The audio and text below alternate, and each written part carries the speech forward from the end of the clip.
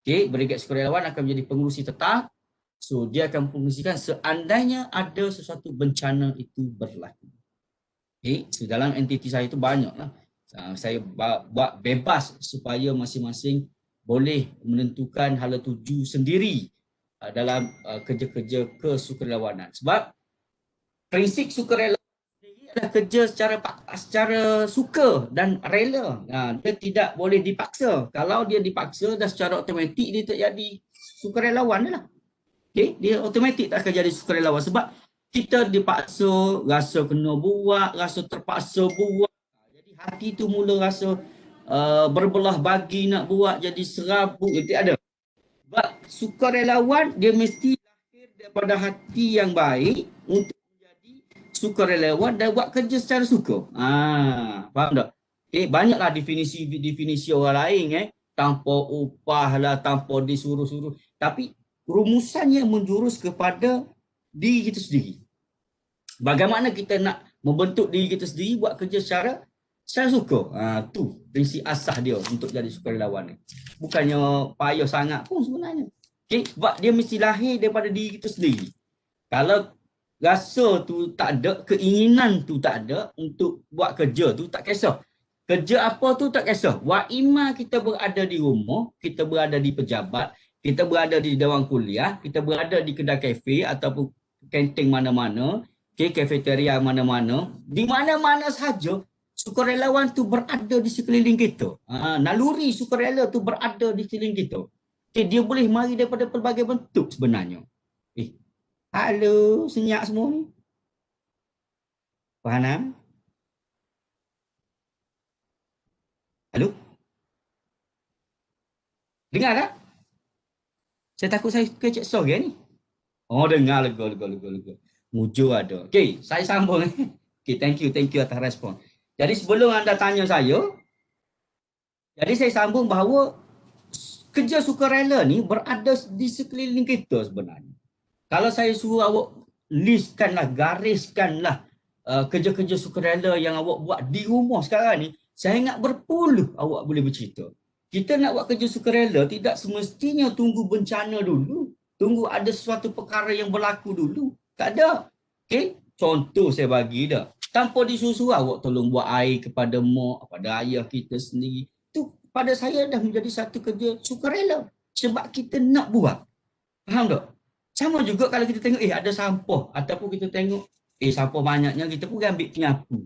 Tolong kemaskan rumah. Juga satu kerja baik itu sukarela kita membantu orang tua kita mengemas rumah. Jadi automatik pada saya itu juga boleh dianggap sebagai sukarela. Cuma kita sedar dan tak sedar. Kita buat kerja tu secara sukarela tapi sedar dan tidak sedar. Okay. Kadang-kadang kalau kita tengok orang yang buat kerja sukarelawan ni suka dalam zaman sekarang ni dengan teknologi, dia sukalah tunjuk-tunjuk buat kerja-kerja sukarelawan tu, pergi tolong orang, pergi ke masyarakat, buat gelandangan atau bantuan banjir ke whatever, dia kongsikan pengalaman tu di media sosial. Tu bukan menunjuk pada saya. Okay? Dia nak share. Sebab sekarang ni dalam dunia kehidupan hari ni, media sosial terutama sekali Facebook dah jadi macam diary kita. Saya sendiri pun saya suka update. Sebab pada masa saya fikir 10 ke 20 tahun lagi, saya akan buka balik Facebook ni. Saya hidup kalau saya masih lagi umur panjang ataupun kita umur panjang. Kita akan tengok balik momen-momen kita seharian. Momen kita seharian. Daripada kita belajar, lepas tu kita bekerja, lepas tu kita berkahwin, kita mempunyai anak, akhirnya banyaklah momen-momen termasuklah aktiviti-aktiviti kita daripada kita single, berkeluarga, kita bercucu, bercicit sebenarnya. Jadi pada saya media sosial hari ini terutama sekali Facebook adalah diary kehidupan kita untuk kita share. Ada orang kata alah nak tunjuk-tunjuk buat kerja sukarelawan tapi tunjuk-tunjuk atau buat ni. Jadi dia ada pro and con sebenarnya. Tapi bergantung kepada niat dan nawaitu kita balik. Apakah samarodeng kita tu? Niat kita lagu mana? Kalau niat kita kata memang niat dia nak tunjuk-tunjuk buat kerja sukarelawan. Ambil gambar bagi beras kapik je sebenarnya. Tak ada apa pun dia bagi beras je. Tapi cerita yang digembar-gemburkan seolah-olah dia bagi 100 kapit beras. Wak Iman 1 kapit beras saja dia bagi. Itu juga biarlah orang kata pengukuran pahala dan juga niat tadi itu bukan tunjuk pada kita. Pengukuran itu terletak kepada orang yang memberi ataupun Allah Subhanahu Wa Taala lah bagi kita yang Muslim. Bagi yang Muslim masing-masing akan tahulah kepercayaan dan juga amalan agama masing-masing. Okay, so jadi sebenarnya Abi nak share bahawa bermula dengan kerja sukarela ini tadilah akhirnya membentuk diri kita untuk menjadi leader, pemimpin. Faham tak? Okay? Daripada kerja kita sukarela, automatik dia mari dengan sifat-sifat sebagai seorang pemimpin itu akan terselah. Tak percaya, you boleh try. Okay? Bagaimana bila mana kita nak buat satu program atau kita nak merancang satu program geladangan sebagai contohnya. Bila kita buat kerja susah, niat untuk buat kerja sukarela, membantu orang yang susah tadi, dia mari dengan perancangan automatik. Kita akan automatik fikir, aku nak pergi buat gelandangan, tapi nak bagi makan apa ya? Mulalah timbul persoalan kepimpinan. Kita nak bagi makan apa ya? Oh, kita akan bagi masuk nasi aku, kita masak sendiri. Bila nak masuk nasi tadi, mula akan ada perancangan, nasi apa? Faham tak? Akan timbul persoalan-persoalan. Nasi apa? Maka kita kata, oh mungkin nasi ayam. Kita kena pergi beli ayam. Mula kita merancang nak beli ayam, kita merancang nak beli sayur, kita merancang nak buat kuah, kita merancang untuk membungkus, kita merancang. Akhirnya kita akan merancang masuk. Pukul berapa agak kita akan pergi? Oh pukul 10 malam. Bila kita akan mula masuk? Nampak tak? Mula ada perancangan. Dia tidak boleh mari secara begitu. Mesti bila kita ada niat nawa itu nak buat kerja sukarela, dia akan mari sekali dengan perancangan. Automatik otak kita akan mula berfikir untuk merancang. Walaupun kita bukan leader pada masa itu. Faham tak? Tetapi kita mula ada sifat-sifat kepimpinan dalam kerja-kerja sukarelawan. Tak? Bila kita dah siap masuk, maka kita, aku nak pergi dengan apa ya? Kita mula fikir logistik. Kita mula fikir kenderaan. Okey, aku pergi dengan kereta lah. Okey, berapa orang nak pergi? Mula kita nak libatkan kawan-kawan. Faham tak? Akan berlakunya teamwork lagi ni. Akan berlakunya komunikasi. Pergi ke gelandangan. Tak boleh lagi gelandangan tak ada, orang tak ada pun. Okey, mana kita kata, okey. Kita akan mula dengan plan B. Kita mari kejap lagi. Itu ciri-ciri sebagai seorang pemimpin. Bagaimana dia nak selesaikan masalah dia, berlaku je communication skill berlaku, problem solving berlaku, okay? Decision maker berlaku, everything. Sifat-sifat kepimpinan mula ada dalam diri kita, sedar ataupun tidak. Lagu tu. Nama itu yang mari dengan keadaan apa dia? Kita nak, niat kita nak pergi tolong orang, bagi makan untuk gadangan je niat kita asalnya. Okay, akhirnya dia mari dengan ciri-ciri tadi. Okay, ciri-ciri kepimpinan. Bukan sahaja ciri-ciri kepimpinan, dia mari pula dengan ciri-ciri lain pula, ciri-ciri kebaikan lain pula. Kita mula rasa seronok, kita mula rasa happy, buat kerja ni hilang stres, tak ingat dah pasal kuliah, tak ingat dah pasal assignment, kita mula release kita punya kita buat kerja-kerja sukarela. Sebab kita suka. Faham tak? Okay, kita suka, maka kita takkan fikir benda lain. Hak serabut perut, tak ada, tak fikir dah. Kita seronok tengok orang makan berbanding apa yang kita nak makan. Okay, berbanding kita nak fikir apa yang kita nak makan lepas ni. Sebab kita dah rasa seronok, mulalah mari dengan kolbu, perasaan kasih sayang, perasaan bersyukur. Faham tak? Pada Abiyah, bila Abiyah buat kerja sukarela ni, dia boleh jadikan diri kita ni muhasabah diri. Faham tak? Sebab saya memang asal daripada orang susah lah dulu. Keluarga saya keluarga susah. Tapi bila saya pergi, contohnya pergi buat program gelandangan, saya rasa, aku rasa aku dah susah hidup aku. Rupanya ada lagi orang yang lebih susah berbanding kita. Dan orang yang lebih susah tadi tu juga, dia kena fikirkan bahawa kalau dia susah pada masa tu, dia akan ada lagi orang yang lebih susah daripada dia. Sebab tu dalam konsep ni, kita kena bersyukur. Okay? Sebab bila kita buat kerja-kerja struktur amal sekali, kalau kita turun ke masyarakat, kita kena bersyukur. Faham tak? Sekurang-kurangnya Allah hantar kita untuk membantu orang tu bagi makan. Tak pergi makan negara-negara lain yang terbiar. Somalia ke, dekat negara-negara yang sedang berperang ke, yang memang sukar untuk cari makan ke whatever.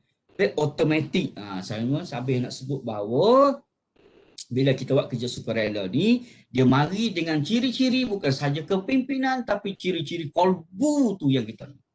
Faham tak? Kita rasa muhasabah diri tu yang kita nak.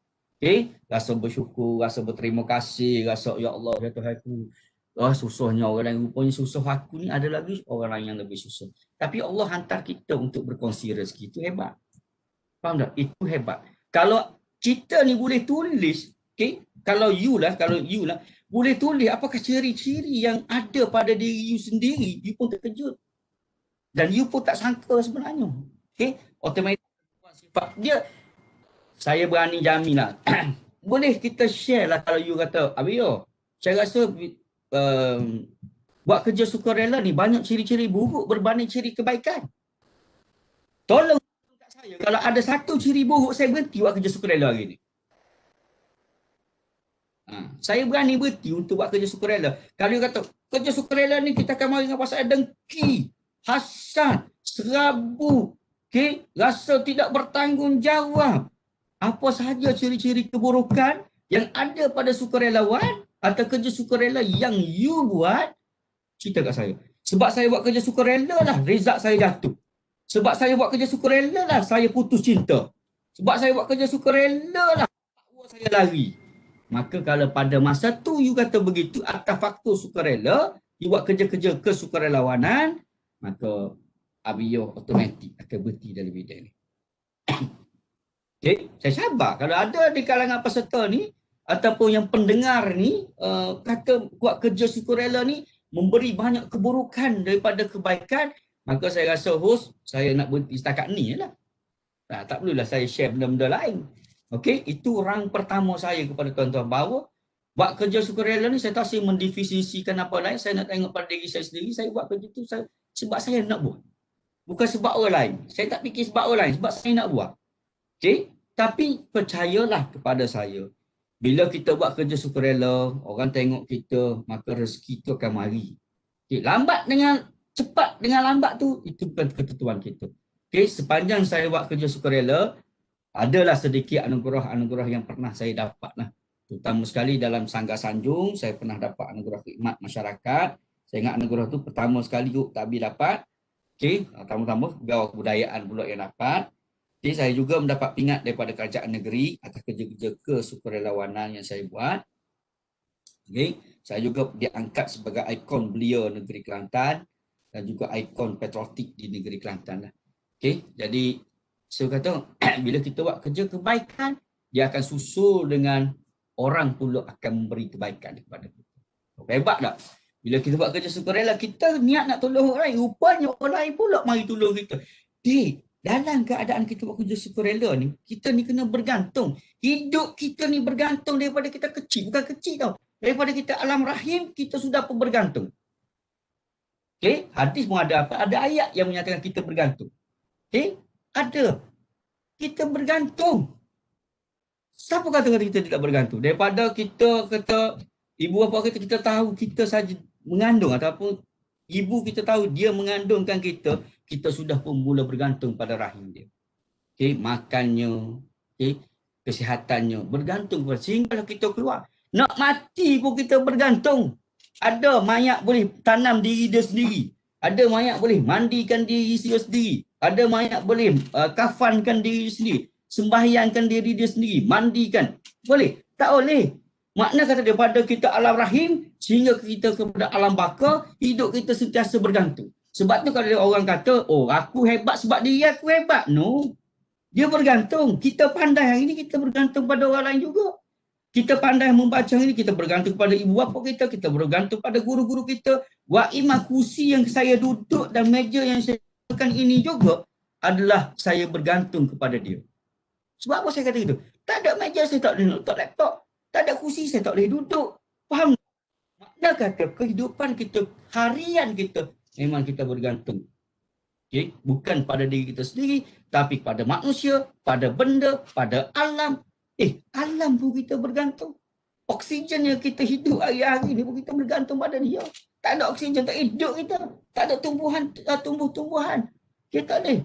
Jadi tuan-tuan, dalam kehidupan hari ini, kalau kita tengok, bermula dengan keadaan sukarela tadi, kehidupan kita hari ini sebenarnya ianya banyak. Berkait di antara satu sama lain. Tuhan buat orang ni susah, dia hantar orang senang tadi pergi tolong orang susah. Sebab tu saya kata tadi, hari ni saya pergi tolong orang lain pula mari tolong saya. Hebat tak kitaran hidup kita yang Allah susun kepada kita. Sedar dengan tak sedar je kita. Kadang-kadang sebab itulah dalam konsep Islam kita muhasabah diri hari-hari. Okay, dia suruh kita muhasabah diri. Faham tak? Cuba kalau kita boleh catik lah amal ataupun kita boleh tengok amalan kiri dan kanan kita ni, kita boleh tunjuk. Malaikat tunjuk, ni abiyahmu hari ni. Oh banyaknya benda buruk mu buat. Kita buat tak keburukan? Kita takkan buat. Kita takkan buat sebab kita boleh nampak. Tapi Tuhan tu maha adil. Okay? Dia letak kiri dengan kanan kita, catat kebaikan kita, keburukan kita. Okay? Amalan nantilah, dia akan tengok balik lah. Faham tak? Baik, jadi untuk orang pertama saya kira mukadimah saya berkaitan dengan sukarelawan tadi, saya jelas. Okay? Mesti mari pada diri kita sendiri. Dan saya bawa sukarelawan tadi kepada ciri kepimpinan dan ciri kepada kebaikan. So hari ini saya nak tanya you all semua lah. You nak yang mana satu? You nak tanya saya yang mana satu? Saya serah kepada. Okay, tanyalah nak tanya apa pun tak kisah. Okay, saya mula dengan soalan. Boleh buka soalan, boleh taik ataupun boleh gunakan speaker untuk bertanya. Saya akan catat. Okay, silakan tanya. Okay, kita persilakan siapa yang ada soalan kepada Cik Zul ataupun Abiyoh boleh bertanyakan soalan. Kita bukan ada banyak session berharga macam ni kan, jadi tanyakan kerana orang di hadapan kita ni orang yang sangat berpengalaman. Tanyakan soalan yang mungkin anda tanya macam mana lawan ataupun ni ada satu soalan ni, siapa yang layak jadi sukarelawan daripada okey. Ni orang sukarelawan juga ni. Baik, terima kasih kepada yang bertanya iaitu Man Jaafar. Alhamdulillah, ni sahabat saya. Okay, Tuan Muhammad Salman ni. Saya kenal dia daripada dia belajar junior saya bersama dengan awetnya yang sekarang ni isterinya. Katanya masih lagi kota 3. Siapa yang layak jadi sukarelawan? Baik, tuan-tuan. Soalan ni soalan amat bagus. Okay, tadi saya sebut bahawa kita tak sedar bahawa kita menjadi seorang sukarelawan. Kita sudah pun mempunyai ciri-ciri sukarelawan. Kita tak sedar. Okay, sekarang ni sebenarnya sesiapa sahaja boleh sukarelawan. Dan dia memang pun seorang sukarelawan. Cuma tinggal lagi ada antara sedar dan tidak sedar. Macam saya bagi contoh Tuan Salman kita ni. Okay, kalau tanya saya kebaikan yang dia buat dalam kerja-kerja sukarelawan, banyak dia berbanding saya. Kalau dia meniaga tu, lebih banyak rugi daripada untung. Sebab dia suka bagi sedekah. Okay? Lebih dia suka bagi sedekah kepada orang lain. Itu Muhammad Salman ni. Dan dia sanggup korbankan apa sahaja yang dia ada untuk orang lain. Dia boleh bagi kasut dia tengah pakai kat orang lain. Okay? Orang tak nampak tu. Sebab dia antara dia dengan individu lain. Itu pada saya Allah. Itu salah satu daripada dia sebab dia sanggup korbankan apa yang dia ada untuk kesenangan dan kebaikan orang lain. Jarang ada pada orang lain. Jarang kita nak jumpa orang yang seperti itu. Bukan saya nak jack dia, saya tak dapat apa pun. Okay, nasi tengah hari saya bayar. Tak ada. Tapi saya memahati sifat-sifat kebaikan yang ada pada diri dia bila dia buat kerja-kerja sukarela. Orang tak suruh pun dia buat. Dia lebih lagi. Saya nak kata dewa sukarela dia ni. Orang tak suruh angkat, dia angkat lepas tu kena letak balik. Faham tak? Jadi contoh saya bagilah.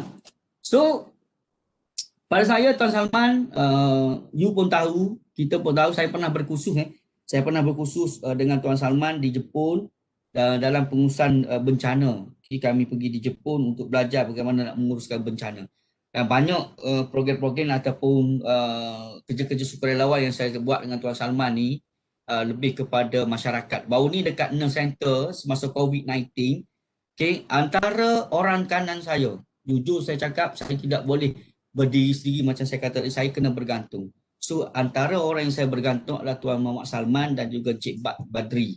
Okay, dua orang ni saya akan duduk, saya akan discuss, saya akan share masalah, saya akan kongsikan perancangan saya bersama-sama. So akhirnya kita buat keputusan bersama untuk jaga war room COVID-19 warning di USA. Kami bekerja kurang lebih 3 bulan lebih tanpa fail setiap hari. Kalau saya pergi ke Johor lah dia. Kalau saya ke Melaka lah dia. So saya akan susun. Seorang ikut saya, seorang lagi akan jaga dekat war room. Perancangan tu ataupun keadaan saya akan ceritakan pada you all lepas ni lah. Okey, saya akan ceritakan. Untuk buat kerja-kerja sukarelawan, nak jadi sukarela, semua orang jadi sukarela. Tapi untuk merancang bagaimana nak wujudkan kesukarelawanan tadi tu, perlu ada perancangan yang rapi. Okey, yang tu saya akan sharekan kepada you all. Bagaimana kalau kita nak menguruskan sukarelawan. Okay, nak menguruskan sukarela. Sukarela kita, sukarelawan ni semua orang ramai. Ingat, sukarela kita, sukarelawan ni adalah ramai. Okey. Baik, saya share lepas ni. So ada soalan lain? Tuan Salman boleh Gana nak tahu program apa nak buat pasal sukarelawan? Ya, orang dengan kita tu. Warna cara cetang. Gana nak tahu program apa? Kalau napa ni orang dengan lah. Baik, tak apa. Sofia, nak buat benda? Boleh. Okay, saya dah gariskan bagaimana. Baik. Sebenarnya nak buat program kesukarelawan ni bermula pada diri kita sendiri, lepas tu kita tengok pada kita, pergi kepada adik-beradik kita, ibu bapa kita. Bermula dengan diri sendiri, buat kerja untuk diri kita sendiri dulu. Untuk kerja kita, kerja ibu bapa kita, kerja adik-beradik kita, lepas tu saudara mara kita, pergilah kepada jiran kita yang terdekat. Okay, lepas tu baru masuk kepada komuniti. Akhirnya kepada negara. Bila kita kepada negara, maka secara automatiknya kerja sukarelawan kita tadi akan bertukar menjadi semangat patriotisme. Okay? Kecintaan kita pada negara akhirnya wujud bila kita buat kerja sukarelawan. Saya bagi contoh very simple je. Baru ni bila pandemik COVID-19, Tuhan hantar musibah kepada kita, apa yang berlaku? Apa yang berlaku? Akhirnya saya melihat satu ketumbukan, satu semangat patriotisme yang cukup besar di kalangan masyarakat Malaysia. Kalau tidak ada bantuan dan semangat patriotisme, kecintaan kepada negara kita, saya yakin dan percaya pandemik tadi hari ini dekat Malaysia kita tak boleh keluar, masuk lagi. Kita masih lagi kena kuarantin, masih lagi lockdown seperti mana negara-negara. Tapi atas semangat kecintaan kita, kesungguhan kita, kebersamaan kita, akhirnya masing-masing memahami SOP, masing-masing mendengar arahan pemerintah, duduk di rumah, kekal di rumah, akhirnya kita berjaya mengurangkan situasi panik ataupun pandemik COVID-19. Nampak ada? Okay, nampak ada? Itu juga pada saya sukarela. Kita seronok, kita boleh dengar arahan. Wow, hebat. Timbulnya semangat patriotisme di kalangan masyarakat Malaysia. Bila kejadian ini berlaku? 2 kali baru saya tengok. Dulu saya tak pernah tengok. Ini kali kita tengok atas sebab COVID-19. Dulu adalah semasa kebangkitan Malayan Union. Kita sama-sama nak menentang penjajah, kebangkitan Malayan, maka timbullah semangat patriotisme, kebangkitan nasionalisme pada masa itu. Akhirnya kita berjaya melawan penjajah. Hari ini kebangkitan nasionalisme tadi kita melawan COVID-19 sebab kita ada perasaan cintakan kepada negara. Nampak tak? Jadi kepada orang Terengganu kita, mau buat benda, buatlah nak buat benda pun. Tak ada masalah. Okay, program benda pun tak ada masalah. Bermula pada diri kita, akhirnya bawa kepada negara. Bila negara tu kira hebatlah kita. Okay, bila negara tu kemuncaklah kepada kerja-kerja sukarelawan yang kita nak buat. Kalau kita nak pada diri kita sendiri pun malah, macam mana kita nak jaga negara? Kalau pada diri kita sendiri pun kita malah, kepada ibu bapa kita lagi sama telur. Okay, kepada keluarga kita lagi kita tak buat.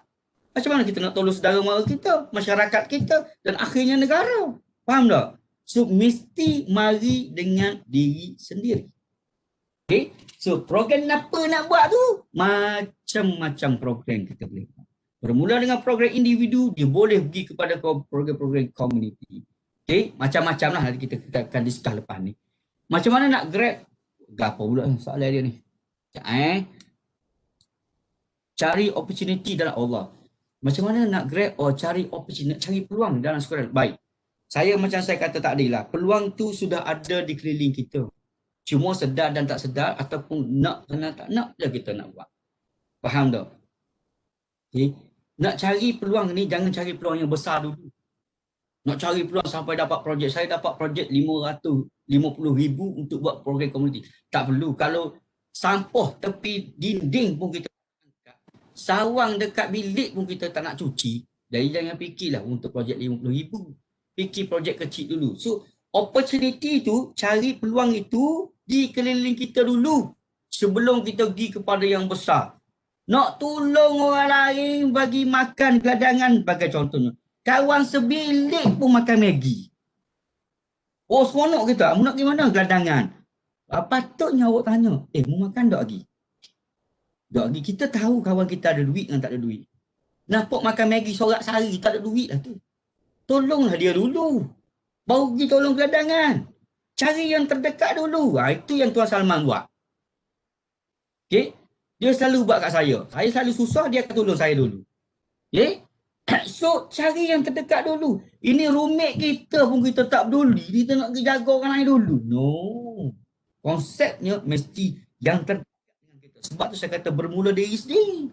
Okay, peluang tu cari bermula dengan diri sendiri. Tengok orang sebelah sudah. Lepas pada sesi saya ni, saya minta, you kita tanya Mok apa kerja yang saya boleh buat? Tapi jarang kita nak tanya Mok dan ayah kita dah. You takkan tanya selain tak disuruh. Tak bangun-bangun tidur tu kita tanya, Mok, apa yang saya nak kena buat hari ni, Mok? Boleh apa saya nak bantu hari ni, Mok? Dah. Awak akan dengar disuruh dulu baru buat. Okay, Abiyah, Zul, tolong pergi beli, Zul.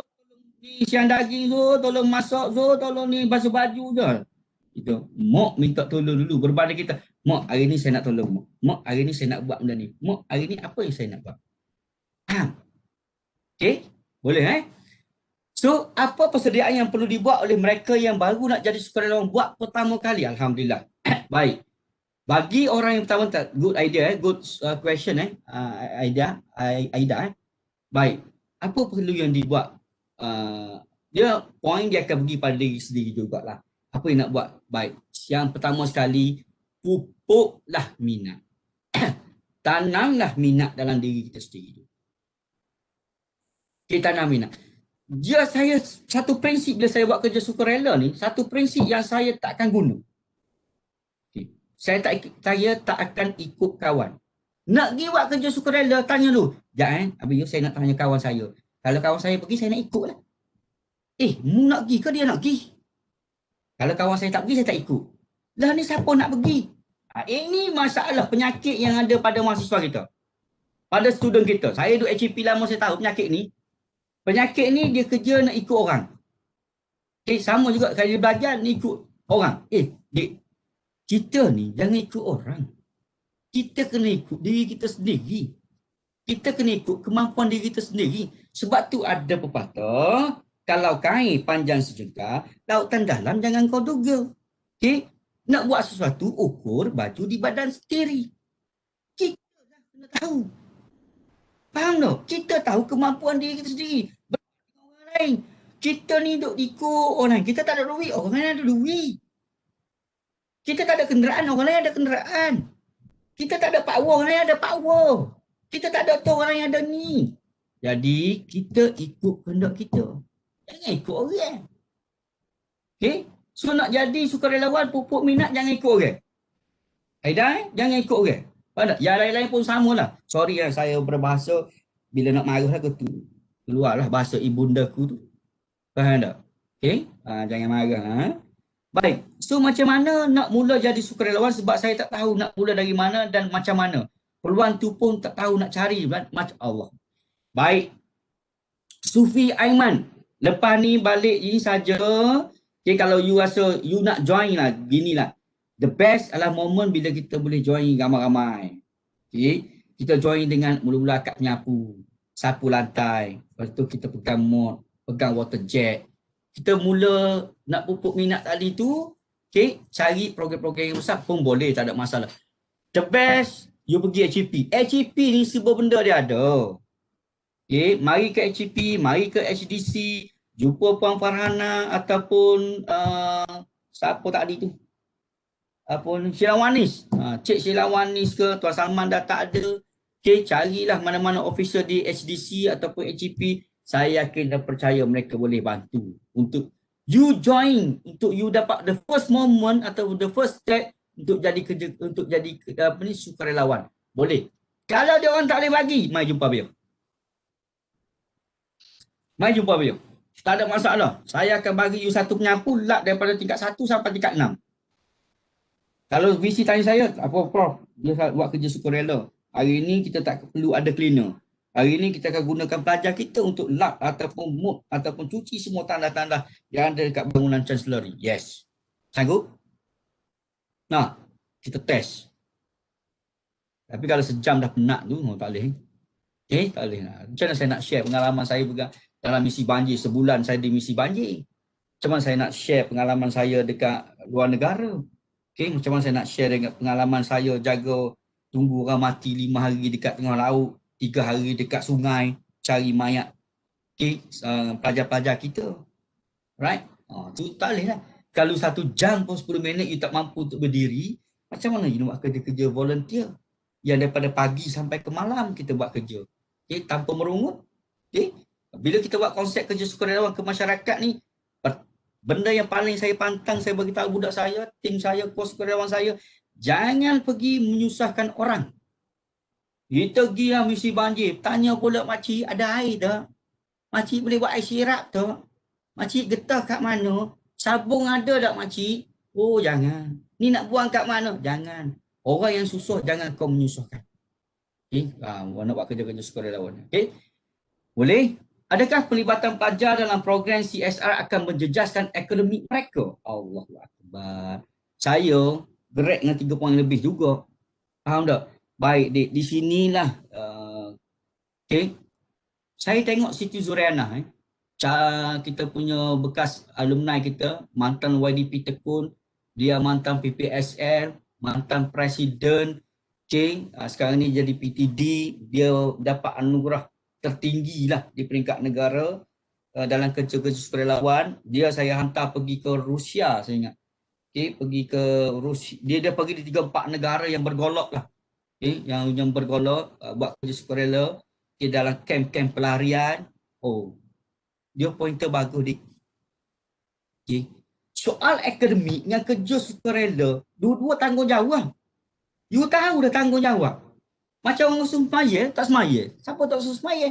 Memang tanggungjawab kita kena semaya. Dan kita tahu waktu kita nak solat bila. Betul tak? You tahu azan masuk waktu zuhur bila, asar bila, maghrib bila, isya bila, subuh bila. You tahu tapi tak semaya juga. Salah siapa?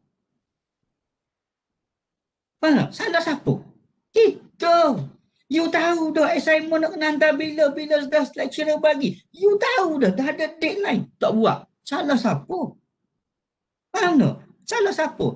Jadi sebenarnya bila kita nak buat kerja sukarela, jangan jadikan alasan kita buat kerja lain untuk kita hentam benda lain. Patah. Tak boleh. Tak boleh. You nak pergi makan nasi, marah kepada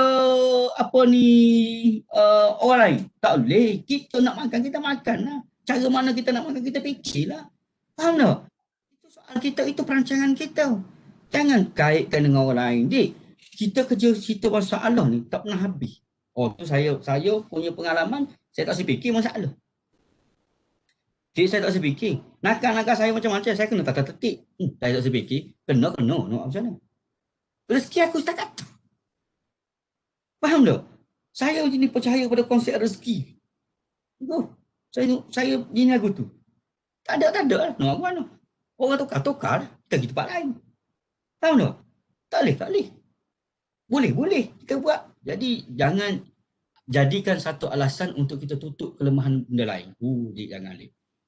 Jangan. Pada saya seorang yang sibuk. Saya sibuk di pejabat, saya sibuk buat perancangan, saya sibuk dengan urusan bisnes saya. Saya juga dijemput oleh rakan-rakan universiti lain untuk bagi talk. Saya sekarang ni pun sibuk dengan program dengan UMK. 7 bulan kontrak saya dengan UMK untuk buat training dengan UMK punya official. Saya sibuk dengan program-program dan tanggungjawab dekat universiti. Tapi pada saya stay on. That's why bila saya naik ke pejabat pendaftar, saya wujudkan USM Rider yang ada 300 orang sekarang ni staff hanya untuk buat kerja-kerja society. Kemasyarakatan. Sebulan sekali saya create program. Pergi naik motor ramai-ramai, buat charity ride, untuk bantu. Sebab saya rasa saya nak buat juga. Saya nak buat juga kerja-kerja sukarelawan. Saya nak buat juga. Saya cuba cari peluang tu. Saya cari peluang dengan NGO lain, saya collaboration dengan NGO, saya collaborate dengan saya bukan ahli majlis sukarelawan Malaysia. So saya buat createkan program-program. Diorang masih lagi melantik saya sebagai ahli bersekutu. Walaupun saya bukan lagi daripada HEPA, saya masih lagi akan dilantik sebagai ahli majlis sukarelawan secara bersekutu, ahli majlis latihan secara bersekutu. Okay, untuk apa tu? Tujuannya untuk saya share pengalaman-pengalaman saya ada untuk saya bagi balik pada komuniti, don't worry. So, pada sahabat saya ni Sufi Aiman, Muhammad Azam, jangan jadikan itu sebagai alasan ya. Assalamualaikum Nabi. Oh, ini rakan saya daripada Unimed. Terima kasih. Untuk makluman, rakan-rakan daripada Unimed pun ada join. Terima kasih Unimed. Nak tanya ada tak tip untuk buat program sukarelawan antarabangsa yang berimpak tinggi atau kriteria yang penting untuk sukarelawan antarabangsa? Wow. Alamat Cik Muaz. Cik Muaz adalah pegawai HEPA di Unimed. Semasa dia belajar, saya yang salah seorang yang melatih beliau dalam kepimpinan. Terima kasih Cik Muaz.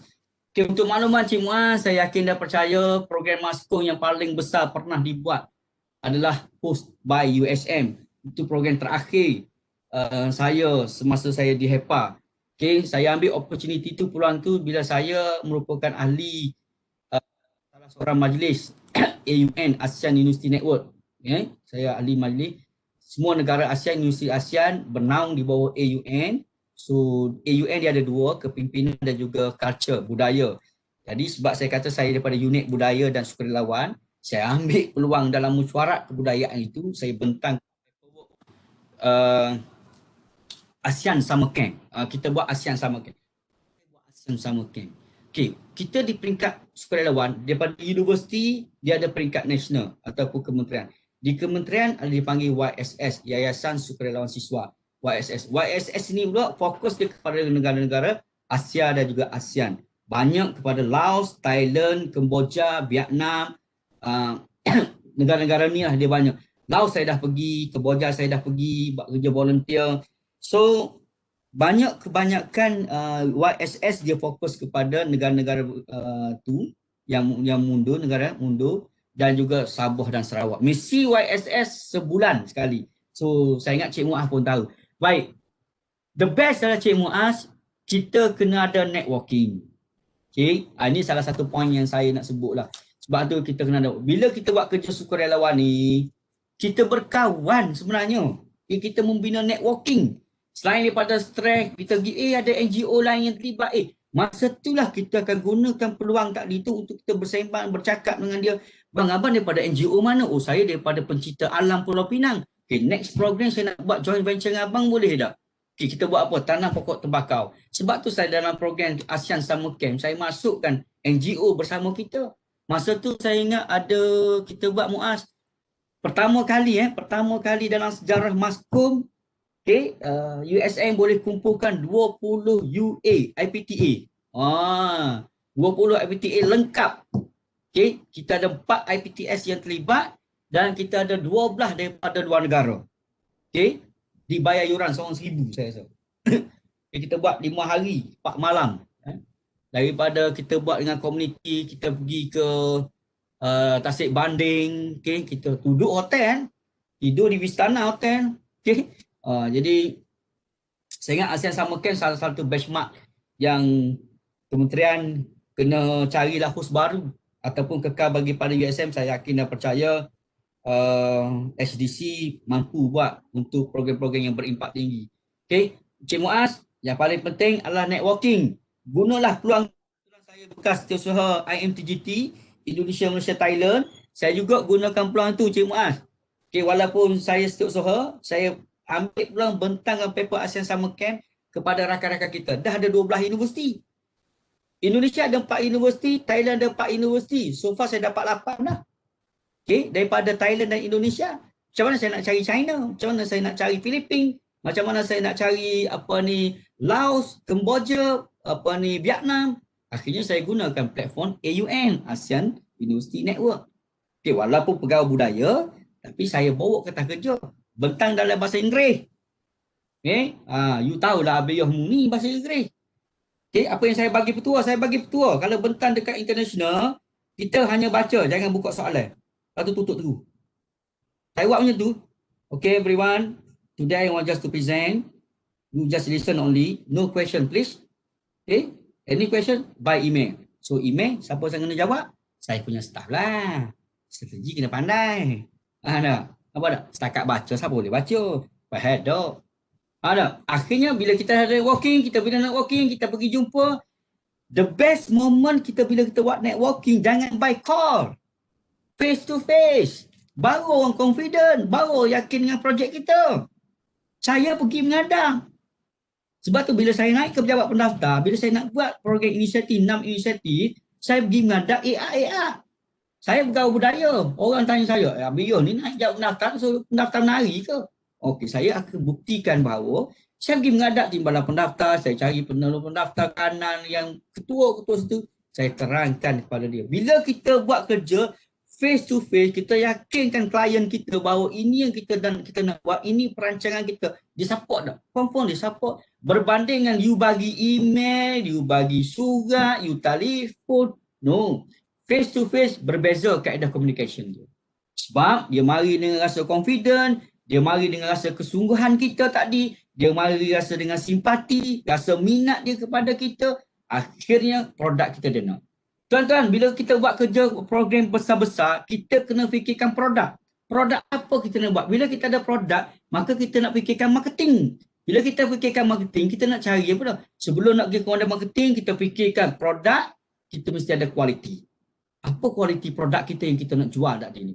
So siapa klien kita? Kita kena pasti klien kita. Nampak tak? Dia akan bagi pada elit. Saya belajar menulis sebab saya juga fellow keusahawanan. Okay? Saya juga fellow keusahawanan, saya juga pembuat modul keusahawanan. Semasa nak wujudkan EPIC dekat HEP. Okay? Mula-mula sekali masa zaman Cik Irwan atau masa zaman Abang Maliki lagi. Saya dah terlibat dalam modul-modul modul keusahawanan. So saya gunakan kaedah yang sama bila saya pergi jual produk saya. Saya jadikan idea saya sebagai produk saya. Nampak tak? That's why saya pergi jual. Saya gunakanlah modul keusahawanan sebagai saya punya strategi. Okay. So Cik Muaz, sebenarnya apa yang kita belajar dekat HEP, you boleh guna dan manipulate balik untuk kepentingan projek kita dan juga universiti kita. Okay. Kepada tim Unimed, kalau rasa nak ni, tak apa. Saya boleh pergi turun dan sharekan dengan you all semua. Okay, Cik Muaz So, idea dia mesti mari dengan satu kerangka. Kecil tak apa, tapi dia boleh berkembang. Faham tak? Mari idea kecil, tapi dia boleh berkembang. Sekarang ni kalau kita tengok, apa yang banyak inovasi dalam dunia hari ni? Makanan lah. Muaz tengok makanan. Makanan dulu kita makan tom yum biasa, sekarang ni tom yum macam-macam ada. Faham tak? Macam-macam. Macam juga kita makan aiskrim, macam-macam ada. Sekarang ni cakap tau. Benda kopi tapi dia bubuh. Hazelnut lah dia bubuh. Bubuh lah macam-macam perisa lagi. Lepas tu bubuh pula benda-benda hiasan. Pak Ima base dia kopi. Daripada harga RM2 jadi RM12. Tapi kopi je produk dia. Nampak tak bagaimana makanan melalui satu proses inovasi atau satu proses reformasi. Oh, reformasi yang bahaya tu. Macam Anwar pula aku. Faham tak? So, dia melalui proses inovasi tu. Akhirnya produk yang dulu kita beli RM1, hari ni kita terpaksa beli dengan kos RM12. So, nampak tak? The same idea, the same concept kita boleh fikirkan untuk kita punya projek. Apa sahaja projek. Masalah pelajar hari ini, masalah persatuan mahasiswa hari ini, you all suka duplicate. Copy and paste.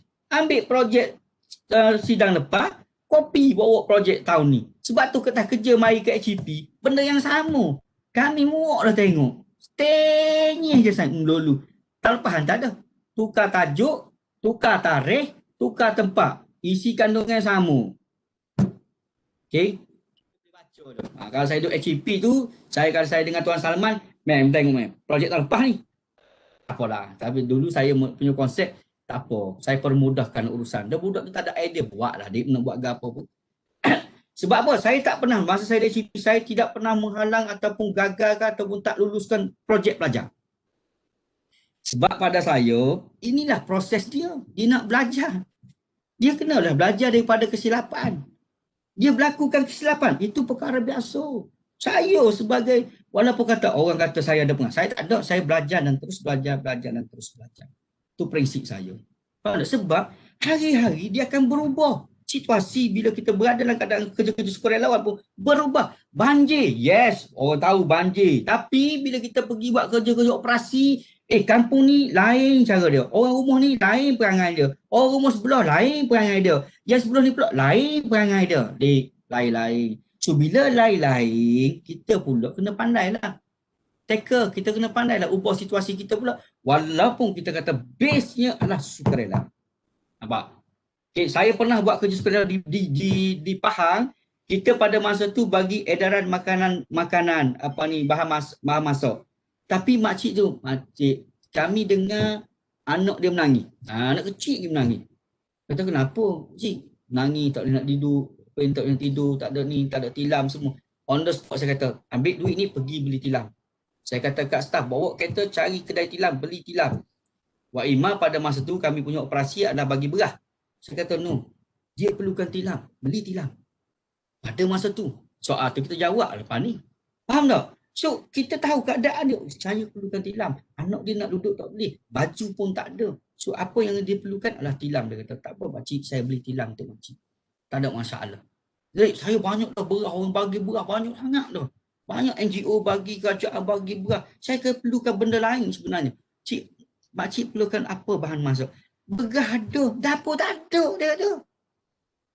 Betul juga. Membagilah beras berkapit-kapit sekali, dapur tak ada. Benda asas tak ada. Kata, ambil duit ni 100.5, pergi beli dapur sebiji. Dengan tonggas 50. Selesaikan masalah dia. Bila kita buat kerja sukarelawan, kita kena jadi penyelesai masalah. Tandas tersumbat, kita fikirlah. Air tak ada, kena korek lah, boring lah. Saya habiskan duit 20,000 buat boring tanah untuk masjid surau dekat kampung Kuala Kangsar. Saya ingat lagi. Faham tak? Sebab kita tahu, problem je dekat kawasan tu tak ada air. Cari. Okay, Muaz, dah melaluk kepada ni, you dah jawab kan? Saya ingat saya menjawab soalan Cik Muaz. Tentang terbangsa. Cik Yu nak tanya bagaimana nak merancang dan mengurus sekolah dari berbagai umur dan pangkat dan lokal. Bagus soalannya. Bila saya buat kerja sukarelawan, saya akan letak pangkat, darjat, ketinggian ke datuk, dating, duduk tepi. Sebab tu dalam kalau you pernah join saya punya program geladangan VC 44 TNC ikut saya, pendaftar ikut saya, pengarah HCP ikut saya pada masa tu. Saya bagi briefing sekali je saya. Datuk punya team pergi ke Rock Walk pula dah. Pergi Komta. Okay, Datuk ni pergi ke sini. Datuk ni pergi sini. Akhirnya saya nak bertemu kat sini. Sebab tu saya kata kena ada perancangan. Baik, nak jadi sukarelawan. Siapa pun tak suka bila diarah. You percaya dekat saya. Siapa pun tak suka bila diarah. Faham tak? Sebab tu dalam konsep kita nak buat kerja sukarela, dia takkan pergi perkataan mengarah. Dia akan pergi kata, boleh saya minta tolong tuan-tuan, buat baris, tiga-tiga, saya nak pecahkan kumpulan. Okay, bahasa yang kita gunakan juga perlu. Kalau masa tu kita mengarah, mu 3 orang pergi basuh ni, mu 4 orang akak siapa ni, mu akak ni, mu akak ni. Boleh dia. Okay, 3 orang boleh tak tolong saya bersihkan ni, kawasan ni. 4 orang lagi saya nak minta tolong pergi ni. Baik. Bahasa komunikasi yang kita gunakan semasa kita buat kerja di lapangan juga memainkan peranan yang penting. So soalan saya kata bagus. Okay. Pada masa tu dia tak fikir dah. Dia ni datuk ke, dia ni apa ke, pakat 50 nek ke, lapak lapel ke, grade Jusabi ke, C ke, DE ke. Dia tak kisah dah pada masa tu. Masing-masing. Wak Ima saya bagi pengalaman pada you all semasa banjir di Perlis, di Arau, tuanku sendiri turun dah. Tuanku sendiri turun, saya kondak, saya bawa staff pada masa tu, biji bas. Okay, student tak ada cuti, banjir di Arau depan istana, tuanku turun sekali bantu. Saya yang bagi, tuanku, okay, tuanku kawasan ni pun boleh bantu dengan staff. Okay, untuk staff lain kawasan ni. Dik, nak arahkan tuanku ke bawah. Okay, sini tuanku boleh pantau kawasan ni. Itu cara kita berkomunikasi juga di lapangan. Amat-amat penting. So, bagaimana nak merancang? Baik, saya kata tadi lah, bila kita ada perancang, kita kena memahami lokaliti. Kita kena ada networking awal. Networking awal ni maksudnya sebelum kita nak pergi ke suatu kawasan bencana, kita kontak dah. Kita kena tahu dah Tok, kami nak pergi. Bagi lo lapor diri dulu sebelum sampai. Kami seramai berapa orang akan pergi bagi maklumat pada pihak polis bahawa kita akan buat kerja-kerja kawasan tu. Okay, cerita pada orang kampung sikit. Kita akan masuk apa tindakan yang kita akan buat. Lepas tu kita akan carikan di mana kita nak tidur dan menginap. Cari pula networking dengan sekolah ke ataupun dewan-dewan orang ramai. Kita nak tidur, lepas kami kemas, kami nak tempat tidur pada malam ni. Boleh tak boleh? So lepas tu kita kena fikirkan, makan tengah hari kita nak makan kat mana? So everything perancangan mesti ada walaupun nampak mudah. Orang tak nampak. Kan bagi peserta dia tak nampak. Tapi kita yang beli, yang kita yang merancang, kita akan tahu. Okay? Peserta pukul 12 kau bak lapar dah. So sebelum dia lapar, nasi kena ada. At least bungkus. Okay, tak ada catering, cari bungkus. Okay, semasa buat kerja, air mineral kena ada. Okay, selain pada air mineral, peralatan kena tengok dah. Okay, sebelum nak bawa apa dia? Mesin, apa ni, water jetnya, pipe getahnya, baldinya, sikulnya, apa ni, penyapunya, sarung tangannya, bootnya. Kita kena fikir sebelum kita pergi. Sebab apa saya kata tadi, saya sebut kita jangan menyusahkan orang yang dah susah. Jangan pada masa, cik ada pipe getah, masih ada air, kita bawa siap-siap mineral. Nanti ketua, bahagian logistik, tengok peralatan ni. Bila dah habis operasi, pastikan cukup. Bahagian kebajikan, air mineral jaga. Tak cukup bagi tahu. Seorang lagi terlantik runner. Runner ni pula kena fikir. Dah tengok barang air mineral dah tak cukup. Ambil bagi tahu bos, saya nak air mineral. Boleh tak minta duit lagi RM10? Cari air mineral. Supaya bila kawan-kawan kita yang sedang bekerja, dia tengok kemudahan dia ada. Dia tak payah fikir dah, dik.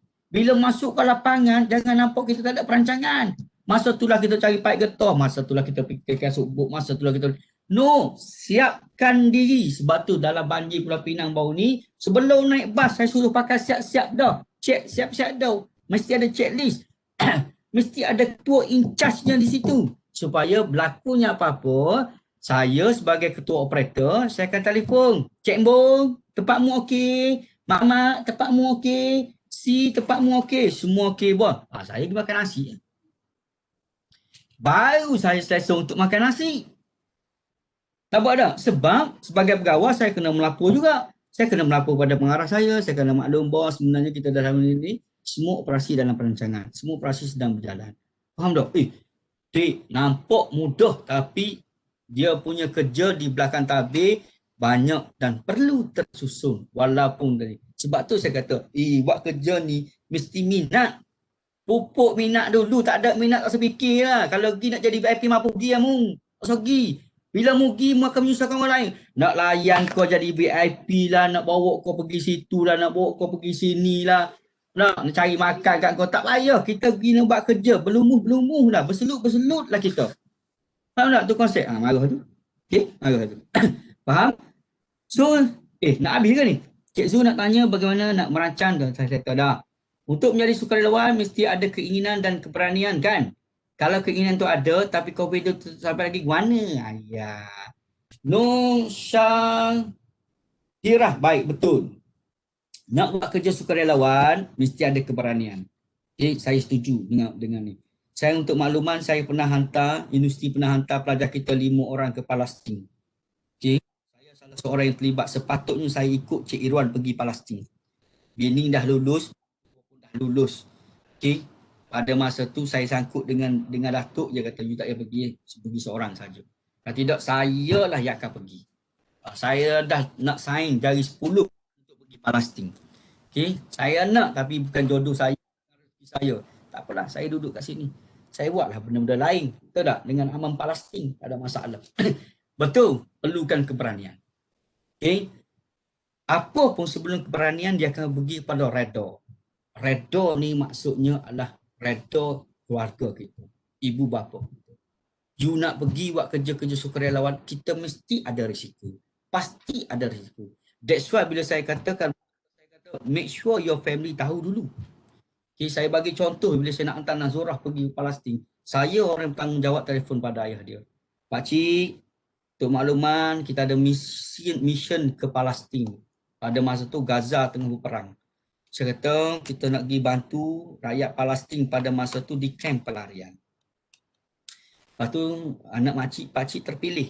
Tapi saya bagi tahu dia risikonya kena tanda tangan 10. Tahu maksud tanda tangan 10? Tanda tangan 10 mana kata CJ mati. Okey. Ayah dia kata tak ada masalah. Saya reda dan saya lepaskan. Ya Allah, pada masa jatuh ni. Hantar anak seorang perempuan pergi ke Palestin. Nak luruh jantung saya. Nazurah juga saya hantar pergi ke Patani pada masa itu. Di selatan Patani saya hantar dia. Okay? Sebab dia minat, saya kata pergi. Tapi jangan tembak benda lain lah. Maksudnya pergi kerja-kerja sukarelawan lah. Bantu memasak, bantu mengajar, pendidikan. Itu kepakaran yang kita ada. You tak boleh pergi mengajar nak plan pergi lah.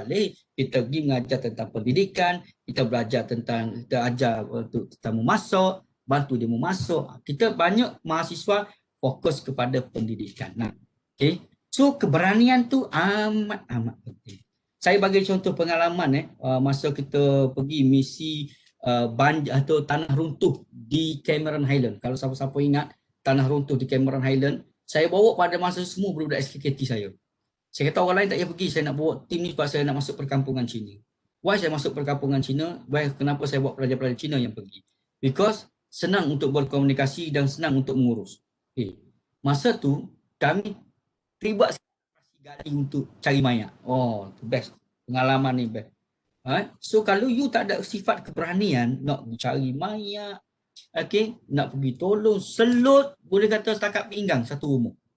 Setakat paha satu rumah. Nak keluarkan selut lagi, okay, macam-macam. Akhirnya apa yang berlaku? apa yang berlaku? Bila kita buat risikonya adalah bila rumah dalam keadaan berselut, kita tak nampak apa dekat bawah, terpijaklah paku. Paku bila dah terendam dengan air banjir, so you boleh imagine Cameron Highland, bila tanah runtuh baunya busuk. Kenapa busuk? Busuk sebab baja apa ni, sayur-sayuran bercampur sekali, busuk, dan for sure ada risiko kepada pelajar kita yang kena paku. That's why tindakan pada masa tu, kalau siapa-siapa jadi pegawai incharge, kena ambil tindakan secepat mungkin. Sebab tu saya kata tadi, bila kita pergi operasi networking, kita kena ada. Networking maksudnya bila kita dah nak buat operasi, kita hantar satu salinan surat kepada pihak polis berdekatan dan juga pihak hospital. Kita tak bawa IC, kita dah bawa kad matrik. So apa yang kita ada? Kita tak ada apa-apa. So you nak pergi serve macam mana? Orang nak serve you. You siapa? Bangla? You siapa? Vietnam? You siapa? Saya rakyat Malaysia. So macam-macam tak ada identiti. That's why lah. Pegawai dah menyusuli dengan surat, dengan senarai nama, ini staf saya, ini student saya. Okay, dia terlibat dengan operasi pencarian, dia perlu dirawat. Buat tak? Barulah kita susulkan benda-benda lain. Takkan you nak bawa IC pergi buat dalam operasi bencana. Okay, orang tak bawa IC, orang rela tinggal IC, tinggal beg duit, dia sanggup bawa handphone saja. Sebab nak ambil gambar. Orang lain tak apa, tak ada. Handphone tak ada, menangis. Okay. Sambil ambil gambar, saya ambil selfie pun tak ada masalah. Okay. So keberanian amat penting. Di Kelantan, pengalaman kami bertemu dengan ular tudung dalam sekolah. Tengah-tengah kemah elok-elok, pak, ular tudung. Menangis lagi. Faham tak? Sebab tu bila saya nak mulakan satu operasi, saya akan bagi taklimat. Taklimat langkah-langkah keselamatan. Buatlah apa pun, keselamatan adalah keutamaan. Nak mulakan operasi, kalau tempat tu kita punya tas adalah pencucian, make sure semasa kita nak angkat barang-barang, kita ketuk dulu. Okay, bagi binatang liar atau ular ke, kalau jengking ke, okay, lari dulu, lipan ke lari dulu. Okay, kita ketuk. Ataupun sepak sikit. Kena pakai subut. Nak buat operasi, kalau operasi banjir, mesti wajib pakai. Okay, sebab benda-benda macam tu lah kita nak. So, dek, kalau you nak buat misi-misi menyelamat, mesti ada keberanian. Saya buat misi bukan misi menyelamat dah masa tu. Kita tahu dia memang mati dah. Tenggelam dah. So 5 hari saya duduk. Saya duduk di laut di Batu Ferringhi nak ambil mayat pelajar kita. Saya tu masa saya dengan Cik Irwan lah. Saya bergilir dengan dia. Tu buddy saya. Dulu saya sebelum saya dengan Tuan Salman, saya dengan Cik Irwan. Okay. Saya kerja mesti ada buddy. Mesti ada partner. Why? Ada partner. Jadi apa-apa pada saya, kawan saya tahu siapa nak buat. Nampak tak? So bukanlah kami partner kami ni baik sebab ialah geng dia lah, satu negeri Saya cari orang yang paling selesa untuk kita bekerja. Itu partner. Saya cari orang yang paling selesa untuk bekerja dan mempunyai minat yang sama. Jadi apa-apa pada saya. Jadi apa? Siapa nak urus? Siapa nak urus? Tak ada orang nak urus dah. Orang ni yang akan urus. Jadi saya bagi contoh masa bila mana saya ambil pelajar kita di Batu Feringgi, tenggelam, jatuh jet ski. Okay, jumpa Cik Irwan. Malam nak jumpa tu ribut. Saya kata kat Irwan, aku balik dulu. Bini saya mengandung anak pertama. Balik dulu. Okay, mu jaga. Irwan jaga, subuh jumpa. Zul, jumpa dah. Aku pergi ambil tengah laut. Sekarang ni, mu tolong pergi balai polis. Nampak dah? Saya dah tahu situasi. Dia dah urus di lapangan. Siapa akan uruskan dekat bahagian lain untuk pentadbiran? Apa dia? Mayat bawa pergi ke bilik mayat. Nak uruskan, nak mandikan, nak kafarkan, bergaduh pula keluarga. Siapa nak tenangkan keluarga pada masa tu? Tugas saya lah pegawai officer tenangkan keluarga. Dekan datang, dekan mari tolong mandikan. Siapa? Cik Irwan tak ada masa tu. Dia masih lagi di lapangan. Selesaikan logistik di lapangan. Saya dah standby dekat bilik mayat. Nampak tak?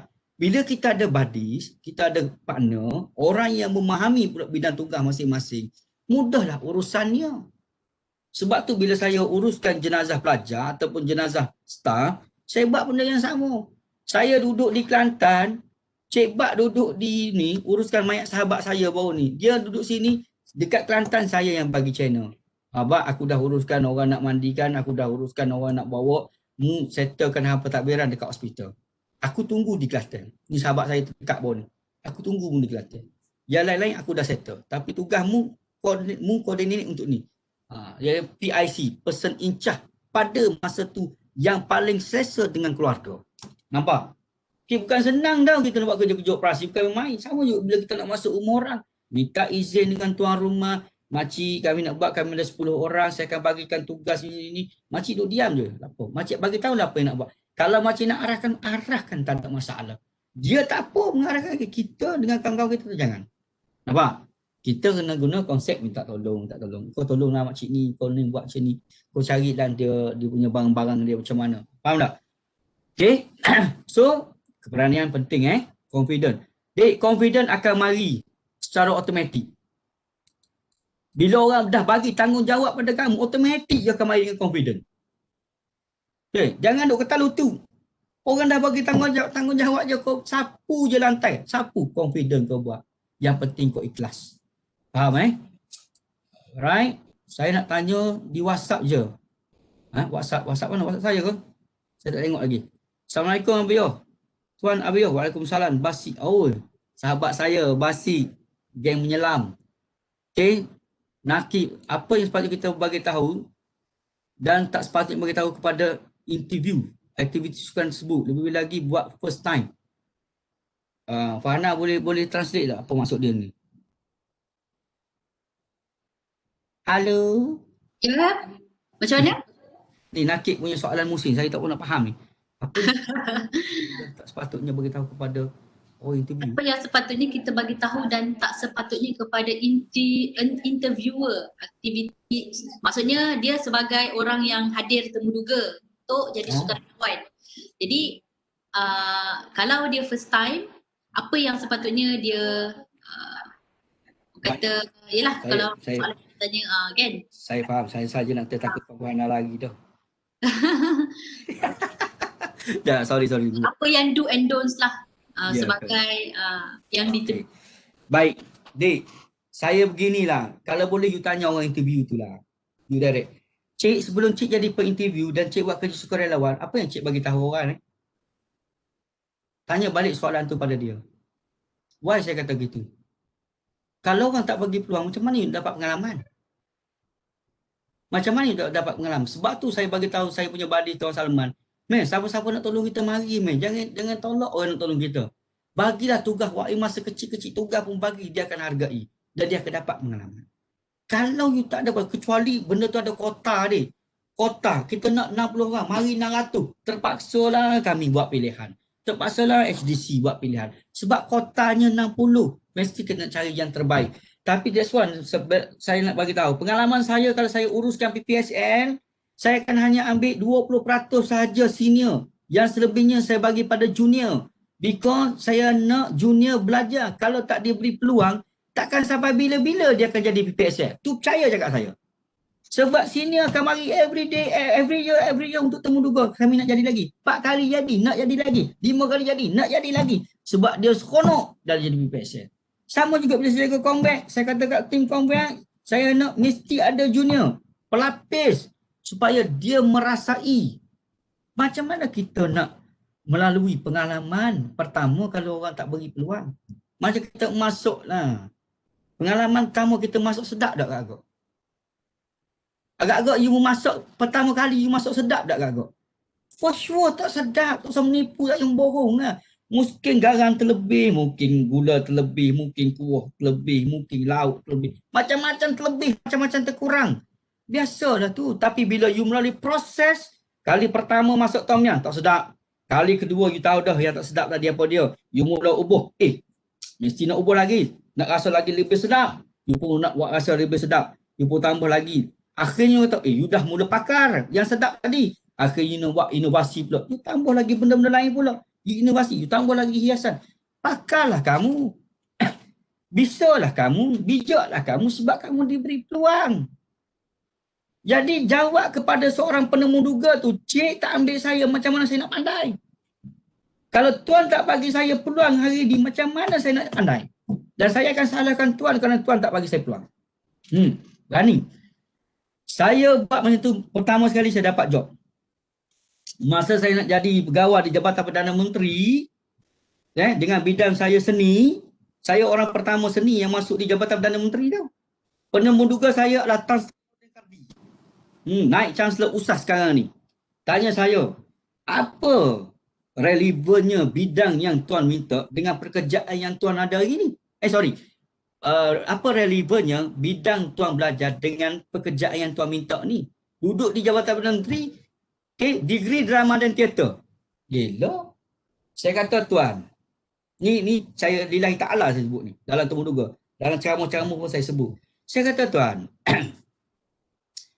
saya pengkaji watak manusia. Tu budak drama dia kaji watak dan perwatakan dalam teori Aristotle. Saya pengkaji watak manusia. Tuan-tuan hari ini sedang berlakon. Saya juga sedang berlakon. Saya bagi analogi itu kepada penemu duga. Tan Sri Nordin Kardi. Kenapa Tuan cakap macam tu? Ya Tuan. Tuan sekarang ni sedang berlakon sebagai seorang penemu duga. Saya berlakon sebagai seorang yang ditemu duga. Balik nanti Tuan akan berlakon seorang ayah. Saya akan berlakon sebagai seorang anak. Di pejabat Tuan akan berlakon sebagai seorang bos. Saya akan berlakon sebagai seorang pekerja. Kita berada di pentas dunia Tuan. Habis temu duga di telefon USN. Siapa budak ni? Dan saya masuk kerja di Jabatan Perdana Menteri. Nampak? Kalau kita tak diberi peluang dan kita tidak mencabar penemu duga, tobat kita bagi. Prinsip orang temu duga ni, dia akan provoke kita gila-gila. Soalan dia provoke, kadang-kadang tak relevan pun. Macam baru ni lah saya nak temu duga penggawa. Ditanya saya, boleh tak kalau kita jadikan penggawa ni seperti mana Presiden Amerika Syarikat? Mana kata 2 tahun sekali sudah lah. Saya kata gini kat dia, terpulang pada Tuan. Dah, saya mari temu duga apa yang Tuan tawarkan. Dah kami saja nak tanya pandangan Cik Zul. Mana tahu dah. Kuasa ada pada Tuan. Senyap, dia tak tanya dah lepas tu. Saya kuasa ada pada Tuan. Tuan yang berkuasa sekarang ni buat Tuan nak buat apa pun. Saya hanya layak memohon apa yang Tuan tawarkan. Selebihnya saya tak boleh fikir. Nampak? Luluh aku. Sebab kita tahu dah, dia akan mari dengan provokasi. Sama lah juga saya kalau saya jadi panel temu duga, saya berlasah juga. Saya provoke juga.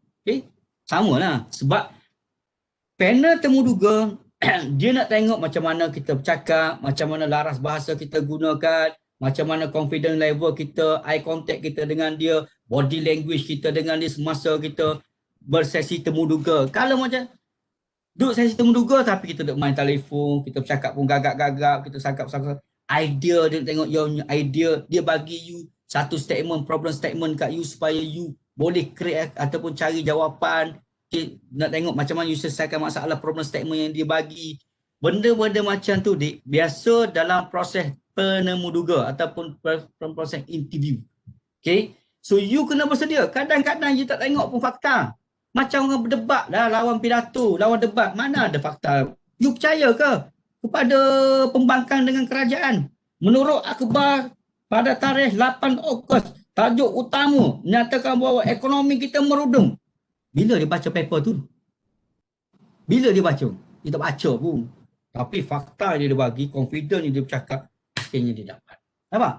Okay, dia menang jadi pendebat terbaik. Kalau saya jadi debater, saya buat gitu ya. Membohong fakta ya. Okay. Sebab orang tak cek pun. Hakim pun tak cek. Yang di Pertua Dewan pun tak cek. Faham?